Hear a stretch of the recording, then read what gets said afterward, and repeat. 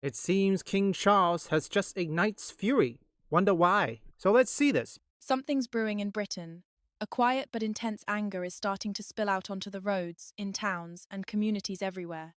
People are sending a message, not to the government, but directly to the king. It's a demand, a warning, a call for action, and it's raising one of the most pressing questions of our time.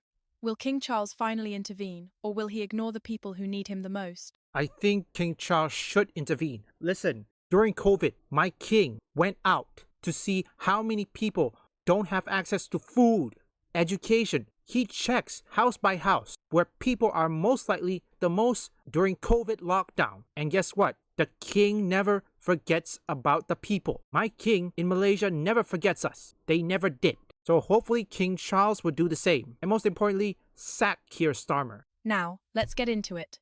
Across the country, British citizens are becoming increasingly restless. The frustration is boiling over, with many calling for King Charles to step in and do what Parliament refuses to do, dissolve it and call for a general election. Just recently, a huge banner appeared on the M53 motorway that read, "Charles, do your job. Fire these traitors." This isn't just graffiti, it's a heartfelt message from everyday people who feel ignored, betrayed, and silenced by politicians who don't represent them anymore. So why are they turning to the king?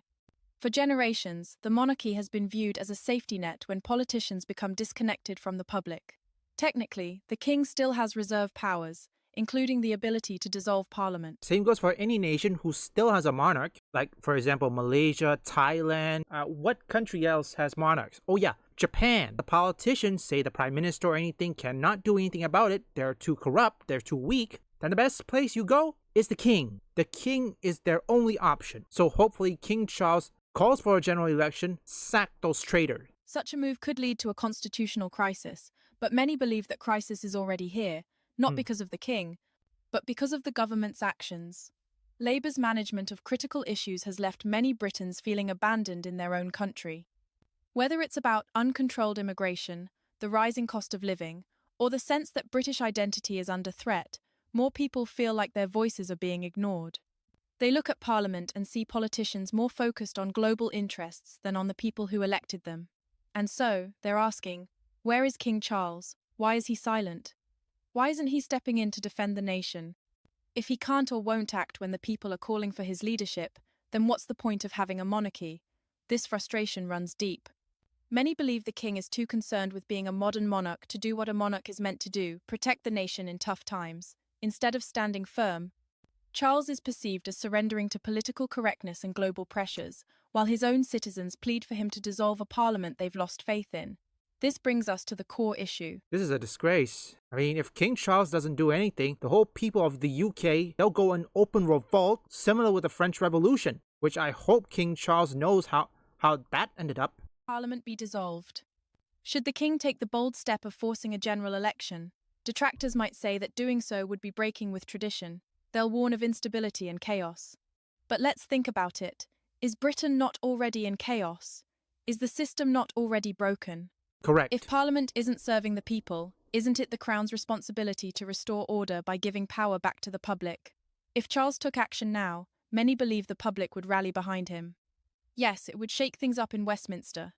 Yes, the political elite would condemn him, but regular Britons would support a king who finally took a stand for them. It could be King Charles's moment to shine a decision that could earn him respect and solidify his legacy as a monarch who truly prioritized Britain.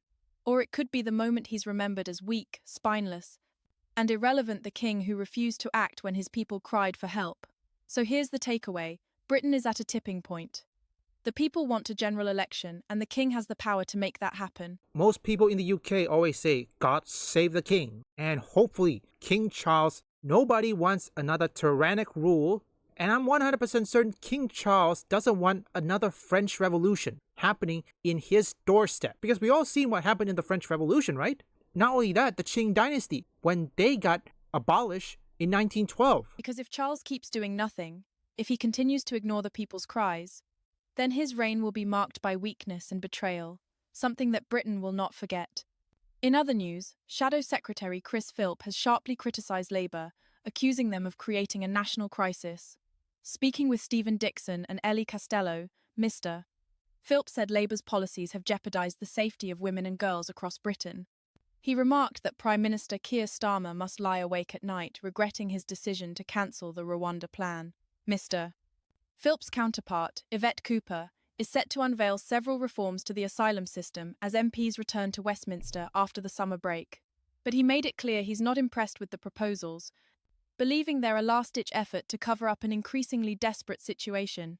Since the last election, the number of illegal immigrants in asylum hotels has actually risen by about 8%. I get it should never Damn have it. hit 400. That's a valid point. But the previous government managed to reduce it from 400 to 200 in just 9 months. If that trend had continued, we wouldn't have any illegal immigrants in hotels right now. Miss Cooper is planning to introduce changes to the broken asylum system, which she hopes will help Labour eliminate the use of asylum hotels by 2029. Proposed changes include revising the refugee family reunion process for greater fairness and balance, as families will need to prove they have sufficient funds, while stricter English language requirements will also be enforced. Mr. Philp insists that these new measures won't be enough to deter what he claims is a national crisis. He took particular issue with Keir deciding to scrap the Rwanda asylum plan on the very day he became Prime Minister. The Prime Minister announced that the plan, which would have relocated illegal immigrants to Rwanda for processing and resettlement, would be replaced by the Border Security Command. It's a border crisis and a public safety crisis, Mr. Philp stated.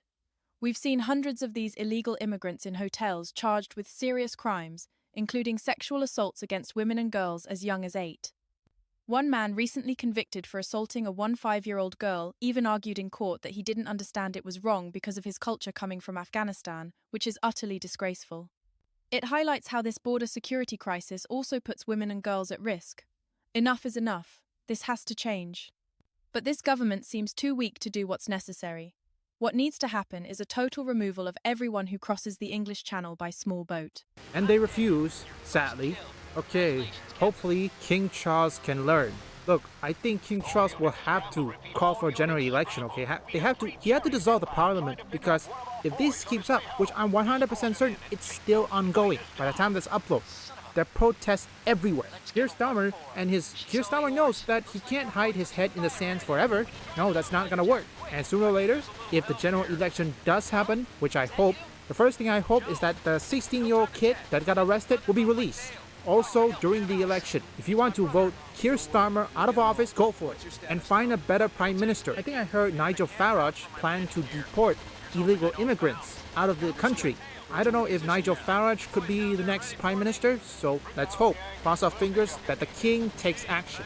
In order for the king to dissolve the parliament, it had to be either in crisis or in chaos, which crisis and chaos is already in Britain.